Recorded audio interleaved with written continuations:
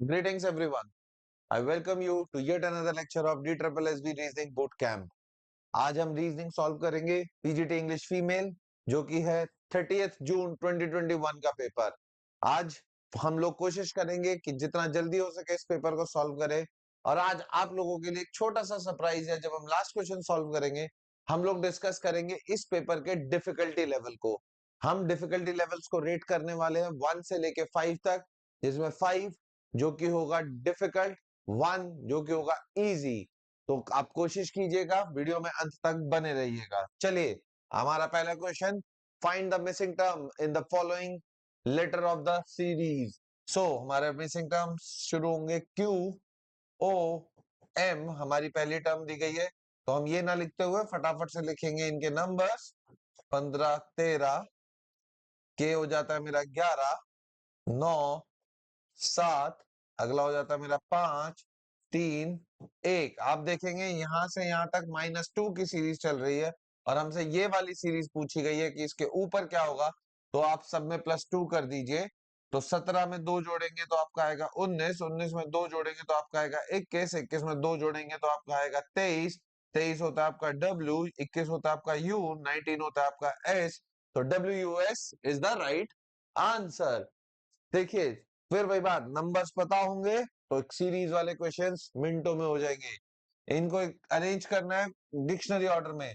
First letter से हमें कुछ पता चलता है नहीं, सेकंड लेटर हो जाता है मेरा 1 5 5 9 9। तो मेरा जो फर्स्ट है वो मेरा फर्स्ट वर्ड ही आएगा, तो इसके आगे हम फर्स्ट को डिस्कस ही नहीं करेंगे। उसके अगले पे आ जाता है ई के बाद ए यानी 1, ई के बाद ए यानी 1, आई के बाद एस यानी 19, आई के बाद एन यानी कि 14। इसी के साथ मेरा लास्ट वर्ड समझ आ जाता है, मेरा लास्ट वर्ड बनेगा 4 9, और 19 के साथ मेरा लास्ट वर्ड बन जाएगा 4। अब आगे वाले सॉल्व करते हैं। एफ ई ए हो गया, एस का आपका हो गया 19, एस का आपका हो गया 19, ये मेरा खत्म हो गया। एन आपका हो गया, डी आपका हो गया 4। तो यानी कि ये सेकंड लास्ट वर्ड भी मेरा डिसाइडेड है, ये हो जाएगा ये। अब रह जाता है सेकंड और थर्ड का। एफ ई एस तक हो चुका है, फिर आता है टी यानी कि 20 और आई यानी कि 9। तो इससे पता चलता है थर्ड मेरा पहले होगा और सेकंड मेरा बाद में होगा। तो इसी के साथ मेरा क्वेश्चन सॉल्व होता है 13254, 13254, D is the right option. चलिए आगे की ओर बढ़ते हैं। Out of the three similar, odd one out निकालना है। ऑरेंज, पोमोग्रेनेट, बनाना, वाटरमेलन। सही आंसर हुआ बनाना, क्योंकि इसके अलावा जितने भी फ्रूट्स यहाँ पर लिखे हैं वो सारे जूसी हैं, राइट। इसके अलावा जितने भी फ्रूट्स यहाँ पर लिखे हैं वो सारे जूसी हैं। चलिए आगे चलते हैं। Different from other, Bihar Patna, Jharkhand Ranchi, Uttar Pradesh Lucknow, Haryana Gurgaon. Haryana Gurgaon, Bihar की कैपिटल पटना, झारखंड की कैपिटल रांची, उत्तर प्रदेश की कैपिटल लखनऊ, हरियाणा की कैपिटल चंडीगढ़ है, गुड़गांव नहीं है। चलिए चूज करते हैं। ऑप्थेमोलॉजिस्ट आई, कार्डियोलॉजिस्ट हार्ट। ऑप्थेमोलॉजिस्ट आंखों का डॉक्टर, कार्डियोलॉजिस्ट हृदय रोग का डॉक्टर। चलिए ornithology for birds, oncology for teeth नहीं होता, बॉटनी फॉर एनिमल्स नहीं होता, बॉटनी फॉर प्लांट्स होता है, एनाटॉमी फॉर ह्यूमन बींग्स होता है। तो एक मेरे पास बच गया, पैलेंथोलॉजी इज फॉर फॉसिल्स। देखिए जरूरी नहीं है कि आपको राइट आंसर पता हो, इस मेथड को कहा जाता है एलिमिनेटिंग द रॉन्ग वंस, ठीक है। तो oncology is not for teeth, oncology होता है, if I'm not wrong, it is about cancer patient. If I'm not wrong, I don't remember it exactly, but it is not for teeth. This I know correctly. Botany is not for animal, right? And anatomy is not for plants. Botany is for plants, zoology is for animals, anatomy is for human beings. Hence, the only option left one was for fossil. चलिए in certain language, इसमें मैंने आपको बताया था सबसे पहले। आगे देख लीजिए, हु ट्रीट्स द पेशेंट, यानी कि डॉक्टर किसको कहा जा रहा है। तो बिजनेसमैन को बोला जा रहा है डॉक्टर, और डॉक्टर को बोला जा रहा है इंजीनियर। तो आपसे क्या पूछा है, who is going to treat the parent, वो patients, it is going to be engineer in this case. Clear. चलिए आगे की ओर बढ़ते हैं। In a certain language instruction is coded, तो इंस्ट्रक्शन को क्या कोड किया गया है?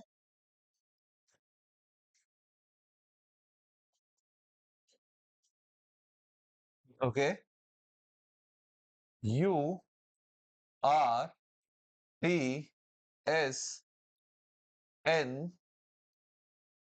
ओ U R T S N I, ओहो थोड़ा सा गड़बड़ कर दिया मैंने कोड लिखने में, लेट्स राइट इट अगेन।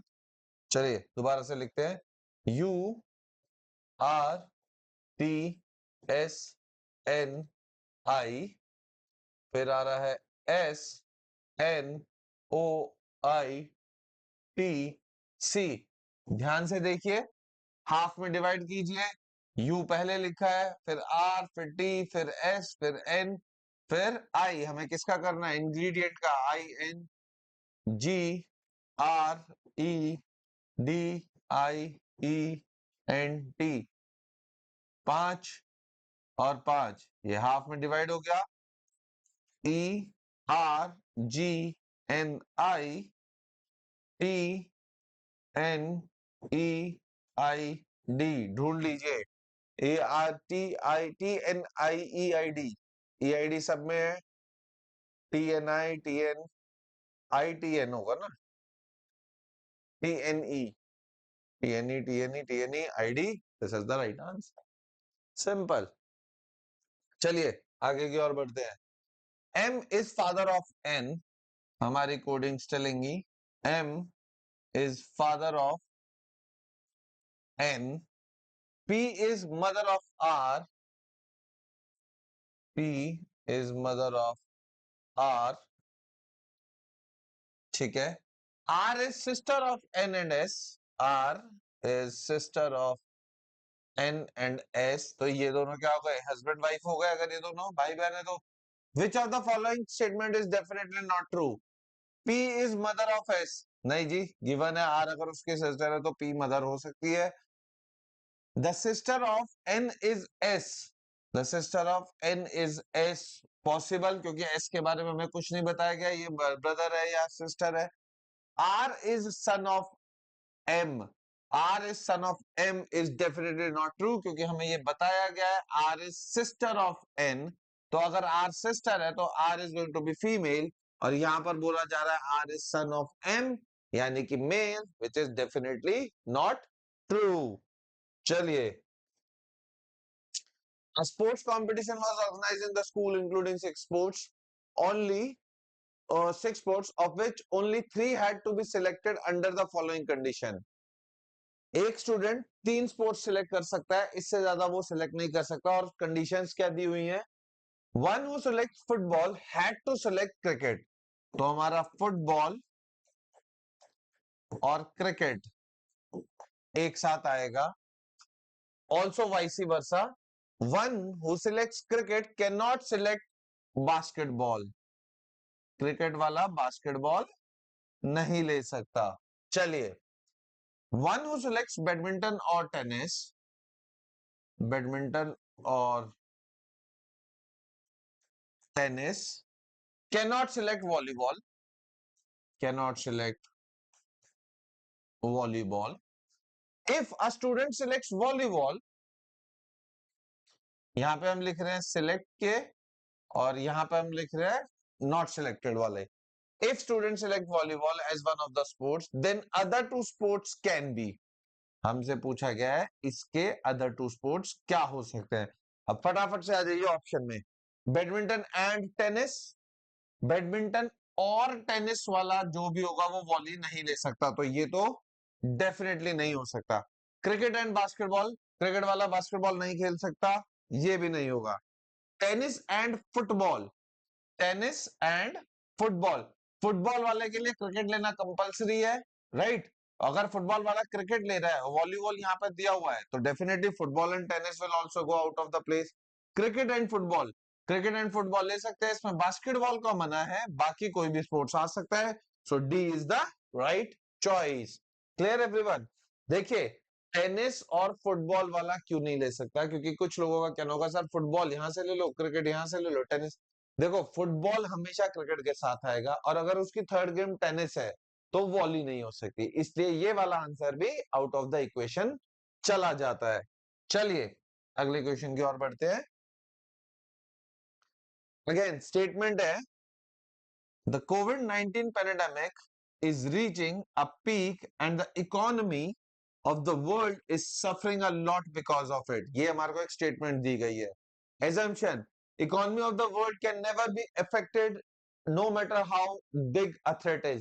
ये डेफिनेटली फॉल्स होगी, क्योंकि उसने स्टेटमेंट में ये बोला है कि इकोनॉमी, वर्ल्ड की इकोनॉमी सफर कर रही है, और ये assumption में क्या बोल रहा है जी, कुछ भी नहीं होगा इकोनॉमी को, तो डेफिनेटली नॉट ट्रू।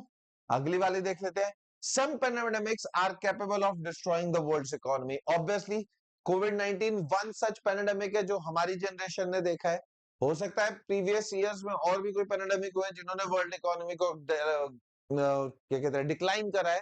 तो yes, this assumption might be true कि कुछ पैंडेमिक आते हैं जो वर्ल्ड इकोनॉमी को डिस्ट्रॉय करते हैं। Only two is implicit, only two is implicit. चलिए अगला, the company X has decided to increase the price of the car by 10%। एक कंपनी है जिसने अपने गाड़ियों के प्राइस को 10% से इंक्रीज कर दिया। ठीक है, अब क्या आता है, other company can change the price of their car, हो सकता है करे। Other company will not change the price of their car, हो सकता है ना करे। लेकिन दोनों में से तो एक ही ट्रू होगा ना, या तो बढ़ाएंगे या नहीं बढ़ाएंगे। तो either one or two, either one or two. चलिए अगले क्वेश्चन की ओर बढ़ते हैं। Rahul and Faizal went out to a dinner, दोनों डिनर खाने गए। Rahul paid 1/4 of Faizal had paid, तो लेट अस से फैजल ने एक्स पे किया, राहुल ने उसका 1/4 पे किया। हाउ मच डिड फैजल पे out of total bill of 790? 790 का मेरा टोटल बिल था, ये फैजल का है, ये राहुल का है, निकाल लीजिए, क्वेश्चन सॉल्व कीजिए।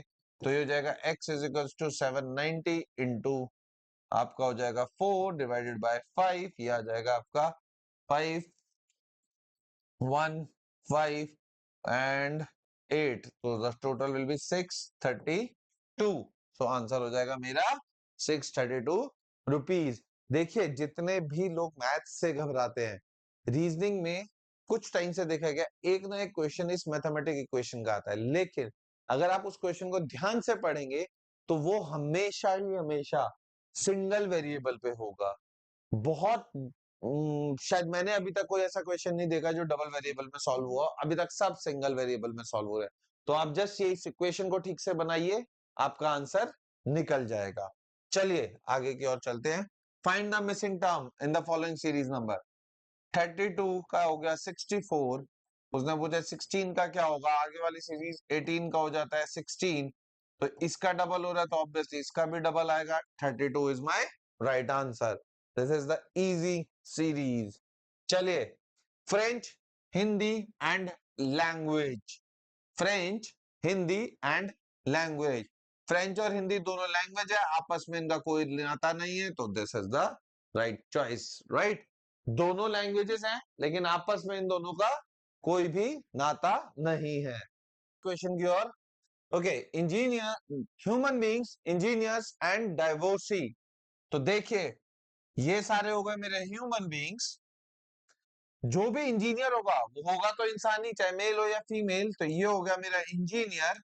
कुछ इंजीनियर्स होंगे जिनका डाइवोर्स हुआ होगा, ये हो गए मेरे डाइवोर्सी। तो क्या कह सकते हैं, और डाइवोर्सीज भी इंसानों में ही होते हैं, जानवरों में तो ऐसा कोई कॉन्सेप्ट है नहीं हमारे लिए, तो इसीलिए human being, engineers, divorcee, so this becomes my right answer. चलिए चलते हैं नेक्स्ट क्वेश्चन की ओर।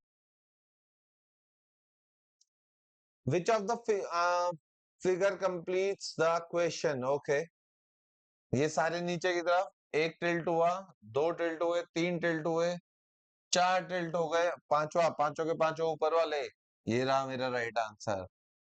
चलिए आगे चलते हैं।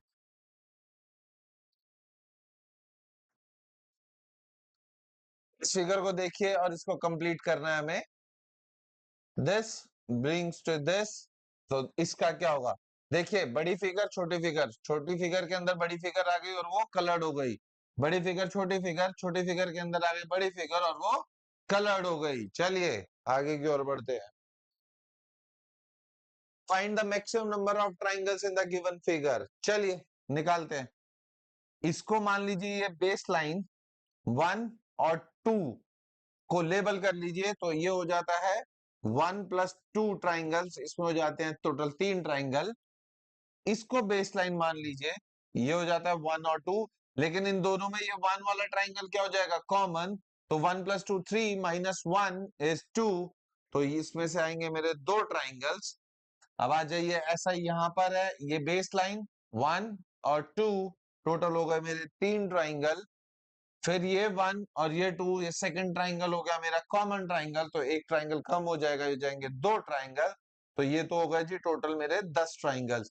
अब इस 10 के बाद एक ये बच गया मेरा सेंटर वाला बड़ा ट्राइंगल 11, ये वाला ट्राइंगल बच गया मेरा 12, तो +2 और कर दीजिए, तो आंसर हो गया D12। D12। चलिए आगे की ओर बढ़ते हैं। फाइंड द मिरर में इमेज ऑफ द फॉलोइंग। तो आप देखिए, मैंने जैसा कि आपको बताया, ये मेरा सेंटर में है। अगर ये मिरर है, ये एरो अगर दूर है, तो जब मैं मिरर में देखूंगा तो ये एरो इसके पास आ जाएगा। कहने का मतलब ये यहां से यहां रोटेट हो चुका होगा। तो एक ही फिगर है जिसमें ये एरो इसके पास आया है, नीचे वाला एरो एज इट इज अपनी जगह को मेंटेन करेगा। और इसी के साथ खत्म होता है मेरा ये पेपर। और इस पेपर को सॉल्व करने के लिए आपको मैक्सिमम से मैक्सिमम लगने चाहिए 14 मिनट, मतलब 12 से लेकर 14 मिनट के अंदर आपका ये सारे क्वेश्चंस हो जाने चाहिए। दैट मींस आपका रीजनिंग सेक्शन आपके पेपर का हार्डली एट मैक्स, अगर मैं इस पूरे पेपर को लूं तो मैं इसको दे पाऊंगा 15 मिनट। 15 मिनट के अंदर ये पूरे के पूरे 20 क्वेश्चन सॉल्व हो जाने चाहिए। डिफिकल्टी लेवल में इसको कह सकता हूं 2.5 का डिफिकल्टी लेवल है, आउट ऑफ 1 to 5 का स्केल। ठीक है, इसी के साथ खत्म करते हैं हमारी ये video. Small things are going to bring big changes, so keep liking, sharing and subscribing, and do share it with other friends so that reasoning can be made easy. All the best for your exam. Thank you.